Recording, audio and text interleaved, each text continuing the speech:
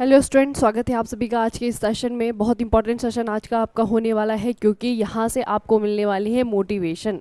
कैसे तैयारी को बनाए रखें, कैसे जो है ऐसे एग्ज़ाम्स के लिए तैयारी करें जिसका कोई नोटिफिकेशन नहीं आया है, जिसकी हमें डेट पता नहीं है। तो बच्चे ये जो है आपका एक मोटिवेशन के तरीके से इस सेशन को ले सकते हैं।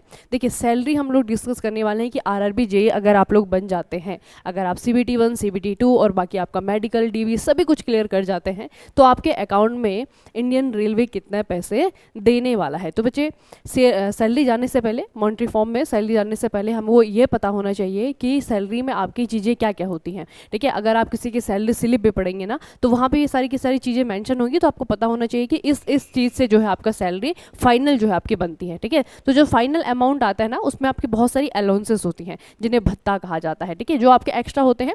और ऐसा नहीं होता है कि अगर आप आरआरबी जेईई बन गए हैं तो जो आरआरबी जेईई बना होगा उनके अकाउंट में सेम सैलरी आएगी। ठीक है बच्चों, डिपेंड करता है कि आपको कौन से अलाउंसेस मिल रहे हैं, आपने कितना डिडक्शन करवाया हुआ है, आपने एनपीएस में कितना पैसा कटवाया हुआ है। ठीक है, तो वो आपका इंडिविजुअली डिपेंड करता है कि आपकी जो डिडक्शन है और आपके जो अलाउंसेस हैं उसके बाद जो है आपकी सैलरी बनती है। तो ये आपका डिफरेंट हो सकता है, person to person, JE to JE जो है आपका ये डिफरेंट हो सकता है। जोन में भी आपका ये डिफरेंस लेकर के आता है, या फिर अगर डिपेंड करता है कि आप कौन सी जगह पोस्टेड है, आप शहरों में हैं या फिर गाँव वाले क्षेत्र में है, उस पर भी आपका डिपेंड करता है। ठीक है, तो बच्चे अगर हम देखें तो सबसे पहले तो बेसिक पे है जो सभी की सामान्य होगी। ठीक है, ये तो आपका सभी का सेम रहने वाला है, लेकिन जहाँ पे सैलरी आपकी अलग होती है वो होते हैं आपके सारे के सारे अलाउंसेस देखिए कौन कौन से मिलते हैं आपको। जैसे कि एचआरए दिया जाता है, हाउस रेंट अलाउंस मिलता है। आप लोगों ने देखा होगा कि कुछ लोग जो हैं वो रेलवे के द्वारा दिए गए क्वार्टर्स में रहते हैं, कुछ लोग जो है आपका वो बैरक में रहते हैं ना। तो इस तरीके से आपका क्या होता है बच्चे कि अगर आपने रेलवे का क्वार्टर लिया हुआ है तो उसमें जो आपका एचआरए वो जो है आपका कट जाता है। लेकिन अगर आप लोगों ने एचआरए नहीं, आपने क्वार्टर नहीं लिया हुआ है, तो एचआरए जो है आपका ऐड होकर के आएगा। ठीक है, तो हाउस रेंट अलाउंस जो है आपका मिलता है। उसके अलावा ट्रांसपोर्ट अलाउंस जो है आपका दिया जाता है।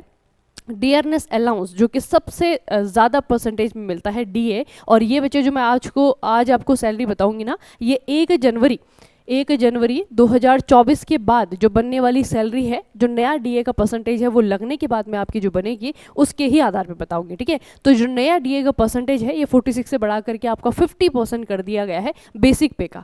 ठीक है, बेसिक पे का 50% आपका डियरनेस अलाउंस हो गया है, क्योंकि महंगाई के हिसाब से बढ़ता है। जैसे जैसे महंगाई आपका बढ़ेगा उसी के हिसाब से जो है DA भी आपका बढ़ता जाता है। ठीक है, तो DA बचे अभी आपका 50% है। 1 जनवरी 2024 से जो है आपका ये नियम लागू हुआ है। तो इसके बाद जो है आपकी जो सैलरी बनेगी, और आप लोग तो 2024 में जब आप एग्जाम देंगे तो 25 से जो है आपकी सैलरी आना शुरू होगी, तो वहाँ पे जो है आपका इतना ही या फिर इससे ज़्यादा बढ़ करके, ठीक है, DA इससे बढ़ेगा ये बच्चे, कम नहीं होने वाला है। या तो इतना ही, या तो जो है इससे बढ़ करके आपको DA मिलने वाला है। ठीक है, तो 50% का है, ये आपका महंगाई के लिए दिया जाने वाला है। उसके अलावा जो है आपका CCA होता है। उसके अलावा रेलवे ड्यूटी पास होता है। अगर आपको कहीं ड्यूटी करने के लिए जाना है तो रेलवे जो है आपका फ्री में आपका ट्रेवल मैनेज करती है। ठीक है, एजुकेशनल अलाउंस आपके बच्चों की पढ़ाई के लिए पैसा दिया जाता है। ठीक है, ओवर वर्क पेमेंट, जैसे कि कोई आपका व्यक्ति है, उसने जो गैजेटेड हॉलीडे है या फिर जो सैटरडे की छुट्टी होती है उस पर भी अगर काम किया है तो उसके भी जो है आपके पैसे बनते हैं। ठीक है, उसके अलावा आपकी मेडिकल फैसिलिटी दी जाती है सरकार की तरफ से। ठीक है, और भी जो है बहुत सारे स्पेशल अलाउंसेस होते हैं, लेकिन वो आपका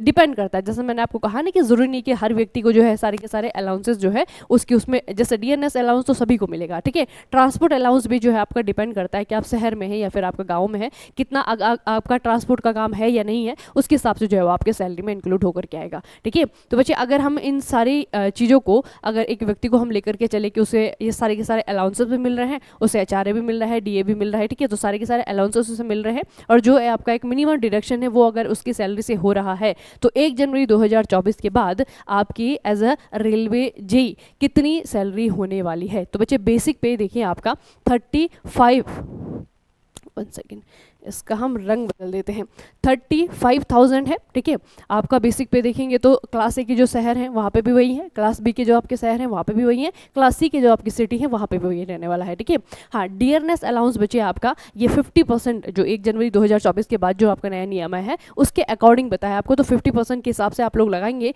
तो लगभग जो है आपका 17,000 का पड़ेगा। ठीक है, तो ये भी इसमें ऐड होगा। उसके अलावा HRA जो है आपका ये डिपेंड करता है बच्चे, HRA जो है डिपेंड करता है कि आप जो है क्वार्टर में रह रहे हैं या नहीं रह रहे हैं, या फिर आप शहर में रहे हैं या गाँव में रह रहे हैं, तो आपको डिपेंड करता है कि कहाँ पर रह रहे हैं। अगर क्लास ए की जो आपकी ये सिटी है तो वहाँ पे आपका 27% है, 18% और 9% आपका है, ठीक है। लेकिन हाल ही में जो है आपका इसमें भी बढ़ोतरी की गई है, मतलब ये भी आपका बढ़ने वाला है तीनों ही प्रकार के शहरों में। जो आपका class A, class B, class C है, तीनों ही प्रकार के शहरों में ये जो आपका HRA है इसका परसेंटेज भी आपका बढ़ चुका है, ठीक है।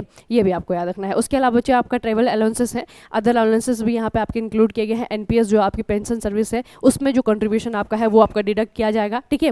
तो टोटल ग्रॉस सैलरी जो आपकी बनेगी, टोटल आपका जो NPS कंट्रीब्यूशन है उसको काट करके, ठीक है, ये सारी की सारी जो आपकी सैलरी बनेगी ना वो लगभग आपकी जो है 80,768 बनेंगे। लेकिन ये आपको मिलेगी नहीं बच्चे, इन हैंड जो आपको सैलरी मिलती है वो मिलती है आपकी बाकी डिडक्शन के बाद, ठीक है। तो बाकी डिडक्शन के बाद जो पे ओवर पैसा है जो क्या आपका अकाउंट में आने वाला है, जिसको कि आप खर्च करने वाले हैं, वो है आपका 70,148, ठीक है। और ये आपका, मैंने कहा ना कि ये ज़रूरी नहीं कि इतना ही पैसा जो है सब क्या आएगा, ये बढ़ भी सकता है बच्चे, ये बढ़ भी सकता है, ये कहीं कहीं पे कम भी हो सकता है, ठीक है। तो ये डिपेंड करता है कि आप एक तो कौन से प्रकार की सिटी में रह रहे हैं, कौन से क्लास की सिटी है आपकी, और उसके अलावा ये जो बाकी अलाउंसेस है आपके, जैसे HRA है, ये आप ले रहे हैं या नहीं ले रहे हैं, ठीक है। ट्रैवल अलाउंस है वो आप ले रहे हैं या नहीं ले रहे हैं, इस तरीके की चीज़ें जो है आपकी डिपेंड करती हैं आप कहाँ पे कौन से डिपार्टमेंट में पोस्टेड हैं, ठीक है। ट्रैवल आपकी ड्यूटी में आता है या नहीं आता, इस तरीके की चीज़ें जो है आपका यहाँ पे लगता है, ठीक है। कभी आपका जो है महीने में आपने कितना ओवरवर्क किया है वो आपका साल भर में पैसा दिया जाता है, ठीक है। एक सालाना जो है आपका रेलवे ही कुछ डिडक्शन करती है 500 या फिर 1000 रुपये का, ठीक है, वो भी आपका है। तो महीने में भी आपका ये डिपेंड करेगा कौन से महीने में आपकी सैलरी आ रही है, वो आपका कम ज़्यादा हो सकती है। और लेकिन एवरेज में आपको बता रही हूँ कि 70,000 जो आपका ये अमाउंट है बच्चे, 70,000 रुपये, ठीक है, अभी 2024 की बात हो रही है, 70,000 रुपये जो है आपको एज अ RRB JEE मिलने वाला है, ठीक है। तो RRB JEE बनने के लिए तैयार हो जाइए, इतना रुपये चाहिए तो, ठीक है। तो बच्चे एक मिडिल क्लास व्यक्ति के लिए, जो मिडिल क्लास व्यक्ति जिसने बहुत मुसीबतों से जो है अपनी पढ़ाई की हुई है, जिसने जो है अपने माता पिता को फाइनेंस को मैनेज करते हुए देखा है कि खर्चे बचाने हैं क्योंकि बच्चों को पढ़ाना है, इस तरीके की चीज़ें अगर आप लोगों ने देखी अपनी लाइफ में, तो ये अमाउंट मुझे नहीं लगता कि आपको लगेगा ये इतने से पैसे मिल रहे हैं, ऐसा नहीं है ना। तो बहुत ज़्यादा अमाउंट है हमारे लिए, और जो मिडिल क्लास फैमिली से आते हैं या फिर आपके लोअर मिडिल क्लास फैमिली से आते हैं उनके लिए तो बच्चे बहुत हैंडसम अमाउंट इसे कहेंगे कि बहुत ज़्यादा हैंडसम है, बहुत ज़्यादा अट्रैक्टिव अमाउंट ये है। और इसके लिए अगर आप नहीं प्रिपेयर करें, इसे देखकर भी अगर आपको लगता है कि नहीं मुझे प्रिपरेशन नहीं करनी है,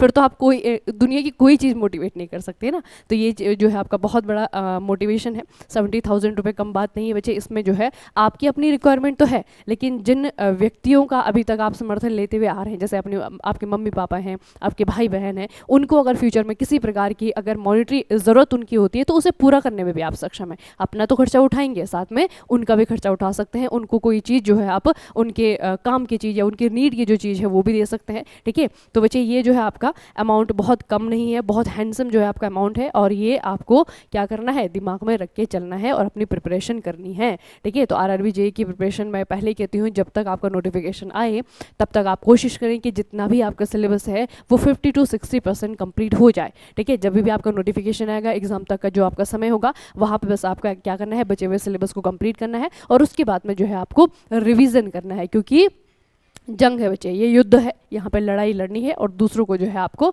धराशायी करना है, ठीक है। तो दूसरों को धराशायी करने के लिए आपके जो तलवार है उसमें धार होनी चाहिए। तलवार में धार कैसे आएगी, आपको प्रैक्टिस करनी है, आपको रिवीजन करना है, अपना सिलेबस कंप्लीट करना है, ठीक है। तो ये चीज़ें करके रखनी है, तभी जा करके जो आपकी अभी आप लोगों ने देखा भी कि 7,000 से ज़्यादा जो है आपकी पोस्टें आने वाली हैं। तो एक पोस्ट जो है आपकी कहीं नहीं जाएगी, बस इसमें थोड़ा सा ध्यान रखिए। और कल जो है मैंने मेडिकल के लिए वीडियो लेता, उसमें बहुत सारे क्वेश्चन है बच्चे। तो मेडिकल में ये है कि जो आपकी आँखें हैं, पहले तो उसका आप प्रॉपर टेस्ट करवा लीजिए बच्चे, क्योंकि आंखों में बच्चे बहुत ज़्यादा आपके बाहर होते हैं। आंखों में अगर किसी प्रकार की दिक्कत आपको लगती है, कोई भी विज़न जो है आपका अगर ख़राब है, तो एक बार उसे टेस्ट ज़रूर करवा लीजिए, ठीक है। उसे टेस्ट करवा लीजिए अगर आपको लगता है कि कुछ आंखों में जो है सबसे ज़्यादा बाहर किया जाता है। उसके अलावा जो बाकी आपकी चीज़ें हैं, जैसे कान हो गया या फिर बाकी जो आपके टेस्ट हैं, ये डिपेंड करता है कि एक तो आपका मेडिकल ऑफिसर कैसा है, उस पर भी डिपेंड करता है। दूसरा, जिस जोन में आप गए हैं वहाँ पर किस तरीके का सिलेक्शन प्रोसीजर है। मैं अगर अपने पर्सनल एक्सपीरियंस की बात करूँ बच्चे, तो मेरी बहन जो है आपकी इंडियन रेलवे में है, तो उनका मेडिकल जो है आपका वो 7 दिन तक चला था, मतलब स्ट्रिक्ट मेडिकल उसका प्रोसेस हुआ था।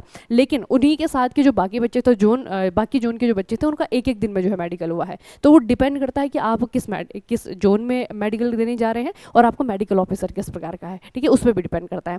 बाकी अगर कोई बहुत जेन्युइन अगर कंडीशन खराब नहीं है, कोई भी मेडिकल आपको बहुत जेन्युइन कंडीशन खराब नहीं अगर हो रखी, शरीर में कुछ भी ऐसा बड़ा इशू नहीं है, तो कोई भी व्यक्ति जो है मेडिकल ऑफिसर, कोई भी सीनियर अधिकारी, कोई भी आपको बाहर नहीं कर सकता अगर आपने CBT 1 CBT 2 क्लियर किया हुआ है तो, ठीक है। तो पहले आंखों का एक तो सही से टेस्ट करवा लेना। और बाकी चीज़ें बच्चे, कई बार ये भी होता है ना कि कुछ पोस्ट के लिए आप जो है खुद ही एलिजिबल नहीं होंगे। जैसे कि आपका अगर फील्ड का काम है, तो फील्ड के काम के लिए फिजिकली आपका जो ये बॉडी है, इसका शरीर का सही होना बहुत ज़रूरी है, ठीक है। लेकिन अगर आप शरीर से कुछ भी अगर थोड़ी सी कमी है, फील्ड का जॉब नहीं कर पा रहे हैं, तो आप जो है बैठे बैठे स्टोर का काम कर सकते हैं, ठीक है। स्टोर में भी जो है जेई की आपकी ड्यूटी लगती है, ठीक है। तो इस तरीके से वहाँ पर वो मैनेज हो जाएगा। वो डिपेंड करेगा पहले कि वहाँ तक पहुँचना है, आपको मेडिकल देने के लिए वहाँ पर जाना है। तो अगर कोई बहुत बड़ी प्रॉब्लम है, तो बच्चे आपका जो रेलवे का हॉस्पिटल है वहाँ पे जाकर के पता कर सकते हैं। अगर आपको लगता है कि बहुत बड़ी प्रॉब्लम है, नहीं हो पाएगा इसमें, तो ठीक है। और जो छोटी मोटी प्रॉब्लम है, जो मैंने आपको कल टेस्ट बताए थे, वो सारे टेस्ट तो आप आसपास करवा ही सकते हैं। ये तो आपको पता होगा कि BP कितना है, शुगर कितना है, इस तरह की चीज़ें, तो थोड़ा सा उसके लिए भी प्रिपेयर हो जाइए। और आंखों के लिए बच्चे आंखों का टेस्ट करवा लीजिए। कोई भी अगर आपको दिक्कत लगती है, जो मैंने आपको टेस्ट बताए थे सारे के सारे, वो एक बार हो जानी चाहिए। आपको पता होनी चाहिए कलर ब्लाइंडनेस है कि नहीं है, बाइनोकुलर विजन आपका सही है कि नहीं है, ठीक है। इस तरह की चीज़ें पता होनी चाहिए अपनी आंखों के बारे में, क्योंकि आंखों में बिल्कुल भी छूट नहीं जाती। बाकी चीज़ों में तो छूट दे देते हैं। जैसे मैंने आपको कहा था कि अगर कोई टेस्ट आपका पॉजिटिव आ भी गया है, वहाँ पे कोई चीज़ ऑपरेट होकर के ठीक हो सक रही है, तो उसके लिए वो समय दे देते हैं, लेकिन आंखों के लिए नहीं देते बच्चे, ठीक है। तो आंखों के लिए थोड़ा सा उसके लिए टेस्ट करवा दीजिए, और वो आपकी 100% सही होनी चाहिए। अगर नहीं है तो उन्हें सही करने की कोशिश करिए। कोई अगर आ भी गई है, कोई इरेगुलरिटी अगर है भी, तो उसे भी जो है दूर करने की कोशिश करिए, अगर वो हो सकती है तो, ठीक है। चलिए फिर आज के सेशन को यहीं पे रखते हैं, मिलते हैं फिर किसी और सेशन में। तब तक के लिए पढ़ते रहिए, बढ़ते रहिए, अपना खूब सारा ख्याल रखिएगा। आप सभी का बहुत बहुत धन्यवाद।